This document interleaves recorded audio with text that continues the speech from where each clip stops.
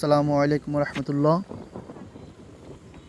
আমার লাইফের প্রথমবারের মতো এক্সপিরিয়েন্স মির্জাগঞ্জ মাজারের মাহফিলে। এর পূর্বে মাজারে গেছি অনেকবার, কিন্তু মাহফিলে এর আগে আমার কখনোই যাওয়া হয় নাই।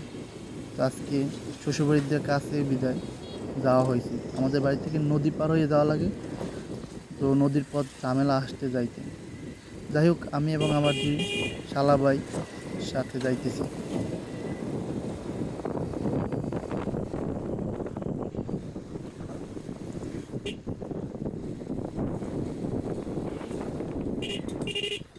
যদিও রাত্র টাইম অনেক বেশি হয়ে গেছে, এখন প্রায় আপনার 8:30 বাজে গেছে। যদিও আমরা তাড়াতাড়ি যাই, আবার তাড়াতাড়ি আসতে চাইছি, কিন্তু একটা কাজ করা লাগবে। আমার এই জায়গায় মামা শ্বশুর আছে সম্পর্কের, আর যাই হোক তার সাথে আমরা দেখা করছি। করার কারণ হচ্ছে যে আমার মামা তো শালা আছে একজন, ওর মোবাইল, ওর আম্মুর মোবাইল পানিতে ধুইছে। পানি দিয়ে ধোয়ার কারণে এখন ডিসপ্লে নষ্ট হয়ে গেছে, ওইটা সারাইতে হবে। এই জন্য আমরা বর্তমানে সুবিধ খেলিয়েছি এবং তার দোকান দিয়া ওইটার ডিসপ্লেটা চেঞ্জ করে নিতে আসি। আসলে এই জিনিসটা অনেক কষ্টের, কারণ আপনার এই জায়গায় মির্জাগঞ্জ মাজারে প্রচুর টাকা ওঠে, প্রচুর মাহফিলে উঠে, দরগায় উঠে, আপনার শুক্রবার দিন উঠে, অনেক মানুষ করে। তো এই জন্য তারপর এত টাকা ওঠা সত্ত্বেও, এবং তারা অনেক খরচও করে, 2 বেলা খাবার খাওয়ায় এবং ইফতার দেয় জানেনই তো। তারপরেও এই জায়গা থেকে আপনার যে চুরিতখালী যে মেইন ব্রিজটা, এটা থেকে প্রায় 3 থেকে 5 কিলোর মতন অনেক দূরের পথ। হ্যাঁ, ওই জায়গা থেকে আমরা মোটরসাইকেল গাড়ি আটকাই দিয়েছি। আমার কথা হচ্ছে মোটরসাইকেলগুলো তো যাইতে দিতে পারতো, এবং আপনার যে গেট, মেন গেট দিয়ে আটকাই দিত, তখন ভিতরে মোটরসাইকেল ঢুকতে দিত না। কিন্তু মেন গেট দিয়ে ঢুকতে দেয়, অথচ এই জায়গায় দিয়ে ঢুকতে দেয় না। কারণ তারা ওই যে 100 টাকা করে তারা কলেজ মাঠে নিয়ে গাড়ি রাখবে, তারপর 100 টাকা করে তারা নেবে। আচ্ছা ঠিক আছে, যখন ভিতরে ঢুকলে ভিড় হয় বা ঝামেলা হয়, গ্যাদারিং হয়, তাহলে তো আপনারা ফ্রি দেখেন, ফ্রি সার্ভিস দেন, টাকা নিয়েন না কোনো।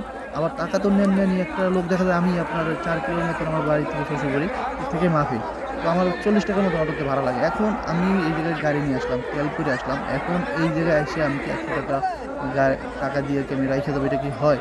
তারপরে আপনার 100 টাকা তো দিবেনই, তারপর অটোতে আবার ভিতর দিয়ে অটোতে চলে যাইতে হবে, কি একটা কাহিনী।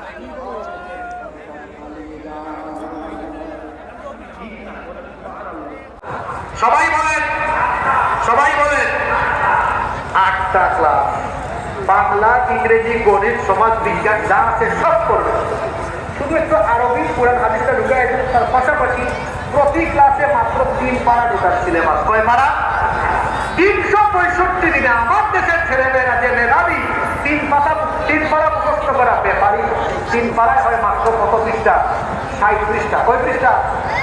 এমনিতে কোরআন পড়বে না, যখন প্রথম সাময়িক ফার্স্ট সেমিস্টার হাফ ইয়ার বা ফাইনাল এক্সামে তোমার থেকে ভাইবা না হবে, ওই ভাইবায় পাস করার খেলায় হয়ে এমনি কোরআন মুখস্থ করবে। তাহলে প্রতি বছর 3 পারা হইলে ক্লাস 10 পর্যন্ত, এসএসসি পর্যন্ত তার অটোমেটিক মুখস্থ হয়ে গেল 3 বলেন না কেন 24। বাকি থাকছে আরো কয় পারা? 6 পারা।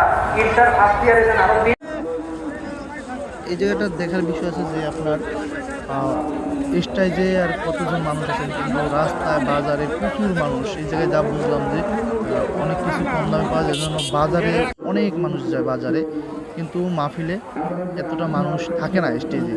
এবং এই জায়গায় নাকি 2 বেলা খাবার দেয়, মানে আপনার রাত্রে এবং ভোররাত্রে, এবং সন্ধ্যাবেলা ইফতারি দেয়। যদিও আমি ছিলাম না,